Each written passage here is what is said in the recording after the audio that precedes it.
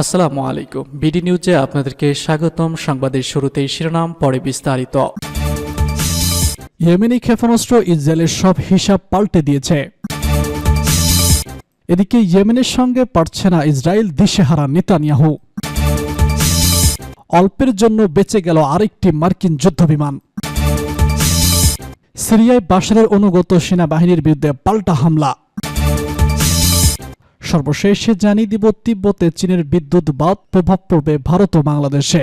শুনছিলেন সংবাদ শিরোনাম, এখন বিস্তারিত। তার আগে অনুরোধ থাকবে ভিডিওতে একটি লাইক দিন এবং কমেন্টস করে জানিয়ে দিন কোন জেলা থেকে বা কোথা থেকে আমাদের সঙ্গে যুক্ত রয়েছেন। ইয়েমেনি ক্ষেপণাস্ত্র ইসরায়েলের সব হিসাব পাল্টে দিয়েছে।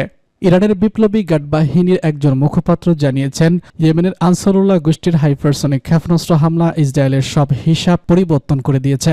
সম্প্রতি সিরিয়ার পরিস্থিতি নিয়ে ইসরায়েল যখন আনন্দিত ছিল, ঠিক তখনই অধিকৃত ভূখণ্ডে ক্ষেপণাস্ত্র হামলা চালায় আনসারুল্লাহ। বৃহস্পতিবার আইআরজিসির জনসংযোগ বিভাগের একজন ব্রিগেডিয়ার জেনারেল আলী মোহাম্মদ নায়েবি এসব বক্তব্য করেন। তিনি বলেছেন, দখলদার ইসরায়েলের সিরিয়া ও ইয়েমেনের ওপর আগ্রাসন এবং দখলকৃত অঞ্চলে ইয়েমেনের ধারাবাহিক ক্ষেপণাস্ত্র হামলায় তাদের সব হিসাব নিকাশ পরিবর্তন করেছে। আইআরজিসির মুখপাত্র বলেছে, ইয়েমেনের আনসারুল্লাহ গোষ্ঠীর শক্তিশালী পদক্ষেপগুলো দেখিয়ে দিয়েছে যে প্রতিরোধ ফ্রন্ট বিভিন্ন ক্ষেত্রে আত্মনির্ভরশীল এবং স্বাধীন। সেই সঙ্গে দখলদার ইসরায়েলের অপরাধের দাঁত ভাঙা জবাব দিতেও তারা এককভাবে সক্ষম। এদিকে বৈশ্বিক মিডিয়া ইসরায়েল বিরোধী প্রতিরোধ ফ্রন্টগুলোকে লক্ষ্যবস্তু করেছে এবং প্রতিরোধের কণ্ঠস্বর স্তব্ধ করার জন্য প্রোপাগান্ডা চালাচ্ছে বলে উল্লেখ করেছে আলী মোহাম্মদ নায়াবি।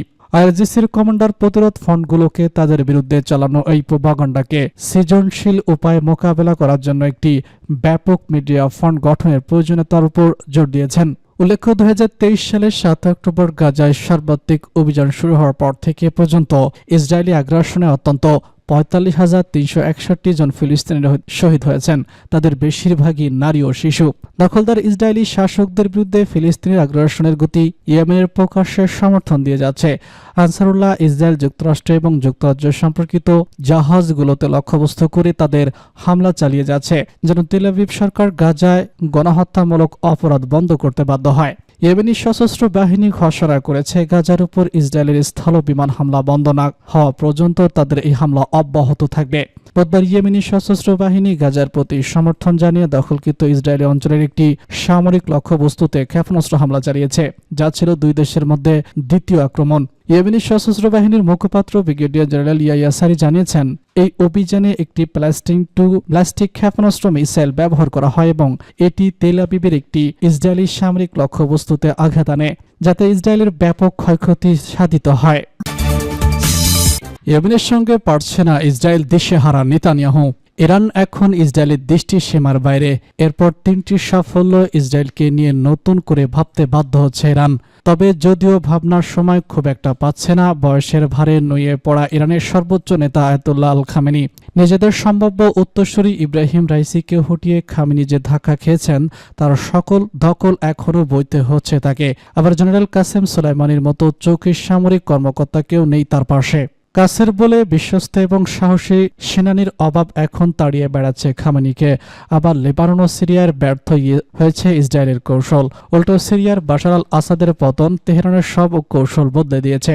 এবার ভঙ্গ হৃদয় ইরানের পাশে এসে দাঁড়িয়েছে ইয়েমেন। মধ্যপ্রাচ্যের সবথেকে দারিদ্র দেশ হলেও ইয়েমেন এখন ইরানের হয়ে ইসরায়েলকে জবাব দিচ্ছে। ইয়েমেনের এই জবাবে ইসরায়েল এতটাই অপ্রস্তুত যে তারা ভেবেই পাচ্ছে না দেশটি কোথা থেকে এত শক্তি পেয়েছে।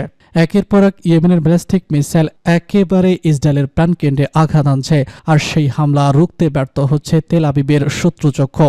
ইয়েমেন দেখিয়ে দিচ্ছে তেল আবিবের রক্তচক্ষু দুর্ভিদ্ধ নয়। ইসরায়েলের আকাশ প্রতিরক্ষা ব্যবস্থাকে নাকানি চুবানি খাওয়ানো ইয়েমেনের এই ব্যালিস্টিক মিসাইল নাম ব্যালিস্টিক মিসাইল ইয়েমেনের দরিদ্রদের সামরিক সক্ষমতার সবথেকে বড় নজির। এই মিসাইল সর্বোচ্চ কামসলো গতিতে 2150 কিলোমিটার টার্গেটে আঘাত আনতে সক্ষম। এই মিসাইলের রাডার ফাঁকি দেওয়ার সক্ষমতা রয়েছে, আর তাই বিশ্বের সবথেকে অত্যাধুনিক আকাশ প্রতিরক্ষা ব্যবস্থা অধিকারী ইসরায়েলকে খাওয়াচ্ছে ইয়েমেন। আসলে ইয়েমেনের বিদ্রোহীদের আড়ালে মূলত খেলোয়াড় ইরান। বুধবার প্যালেস্টাইন 2 হাইপারসনিক মিসাইল দিয়ে ইসরায়েলের হামলা চালায় ইয়েমেনের বিদ্রোহীরা। গ্রুপটির মুখপাত্র ব্রিগেডিয়ার জেনারেল ইয়াইয়া সারি জানান, ইসরায়েলের একটি সামরিক লক্ষ্যবস্তুতে এই হামলা চালানো হয়। গাজা উপত্যকায় ইসরায়েলের আগ্রাসন চলমান থাকা পর্যন্ত ইয়েমেন আঘাত আনা অব্যাহত রাখবে বলেও জানান সারি। এই হামলায় কয়েক ঘন্টা আগেও ইসরায়েলে দফায় দফায় হামলা চালিয়েছে ইয়েমেন। অল্পের জন্য বেঁচে গেল আরেকটি মার্কিন যুদ্ধবিমান। মাত্র কয়েকদিন আগেই নিজেদের একটি যুদ্ধবিমান গুলি করে ভূপাতিত করেছে মার্কিন নৌবাহিনী, যদিও এতে কোনো হতাহতের ঘটনা ঘটেনি। সেদিন অল্পের জন্য বেঁচে গেছে আরেকটি যুদ্ধবিমান। বুধবার মেহের নিউজ এজেন্সির এক প্রতিবেদনে সব তথ্য জানানো হয়েছে। লোহিত সাগরে থাকা মার্কিন যুদ্ধজাহাজ ইউএসএস হেগি বার্গ থেকে ছোড়া দ্বিতীয় ব্যালিস্টিক নৌবাহিনীর FA-18 সুপার হর্নেট জঙ্গি বিমানের পিছনে। এ সময় জঙ্গি বিমানটি বিমানবাহী রণতরী হ্যারি টুপারের অবতরণের জন্য প্রস্তুতি হচ্ছিল। ঠিক সে সময় একটি ভূমি থেকে আকাশে নিক্ষেপযোগ্য SM-2 ক্ষেপণাস্ত্র জঙ্গি বিমানটির 100 ফুট দূরত্বে চলে আসে। বিষয়টি টের পাওয়ার সঙ্গে সঙ্গে পাইলট ক্ষেপণাস্ত্রটিকে দ্রুত গতিতে পাশ কাটিয়ে যায়। যদিও একই ধরনের ক্ষেপণাস্ত্র আরেকটি FA-18 সুপার হর্নেট বিধ্বস্ত হয়। মার্কিন নৌবাহিনীর কর্মকর্তা জানান, দ্বিতীয় ক্ষেপণাস্ত্রটি জঙ্গি বিমানকে লক্ষ্য করে ছোড়া হয়েছিল কিনা তা তদন্ত করা হচ্ছে। সেনাবাহিনী আরও জানিয়েছে, এ সময় ক্ষেপণাস্ত্রের লক্ষ্যবস্তু নির্দেশকে সক্ষমতা বন্ধ ছিল কিনা তাও তদন্ত করা হচ্ছে। এই ধরনের ঘটনায় মার্কিন নৌবাহিনীর পাইলটরা অত্যন্ত ক্ষুব্ধ প্রতিক্রিয়া দেখায় এবং ইউএসএস টার্গেটের ক্রুদের প্রশিক্ষণ নিয়েও প্রশ্ন তুলেছেন। সিরিয়ায় বাশারের অনুগত বাহিনীর বিরুদ্ধে পাল্টা হামলা। সিরিয়ার সাবেক প্রেসিডেন্ট বাশার আল আসাদের অনুগত বাহিনীর বিরুদ্ধে পাল্টা হামলা চালিয়েছে দেশটির নিরাপত্তা বাহিনী।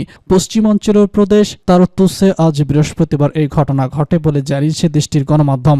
গতকাল বুধবার এই প্রদেশের কিরিকিত আল মাজার শহরে বাশারের অনুগত বাহিনীর সদস্যদের সঙ্গে সংঘর্ষে নিরাপত্তা বাহিনীর 14 সদস্য 3 জন বন্দুকধারী নিহত হন।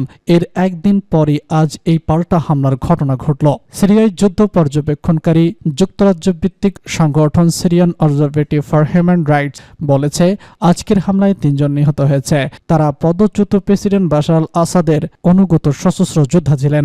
সরকারি বার্তা সংস্থা জানায়, একদল যোদ্ধাকে অসাড় করতে এই হামলা সফল হয়েছে।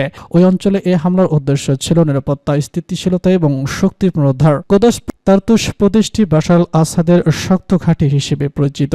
সেখানে তার নিজ গোত্র আলাউত জনগোষ্ঠীর মধ্যে সাম্প্রতিক দিনগুলোতে বেশ উদ্বেগ ও উত্তেজনা বিরাজ করছে।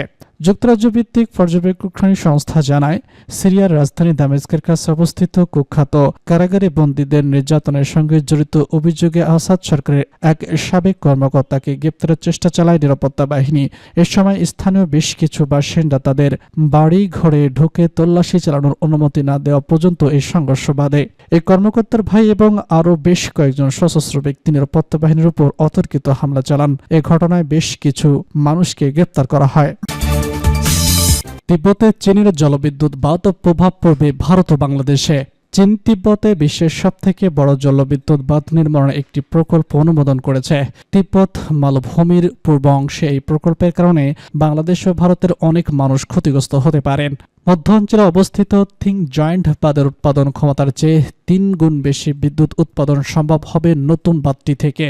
থ্রি জর্জের বাঁধ বর্তমানে বিশ্বের সবথেকে বড় জলবিদ্যুৎ বাঁধ হিসেবে বিবেচিত। তিব্বতের ইয়াংলুং জাংবো নদীর নিম্নভাগে বাঁধটি নির্মাণ করেছে বছরে 300 বিলিয়ন কিলোওয়াট ঘন্টায় বিদ্যুৎ উৎপাদনের আশা করছে চীনের পাওয়ার কনফেকশন কপ। চীনের মধ্য অঞ্চলে অবস্থিত থ্রি জর্জের বাঁধের উৎপাদন ক্ষমতার চেয়ে 3 গুণ বেশি উৎপাদন সম্ভব হবে নতুন এই বাঁধ থেকে। থ্রি জর্জেস বাঁধ বর্তমানে বিশ্বের সবথেকে বড় জলবিদ্যুৎ বাঁধ হিসেবে বিবেচিত।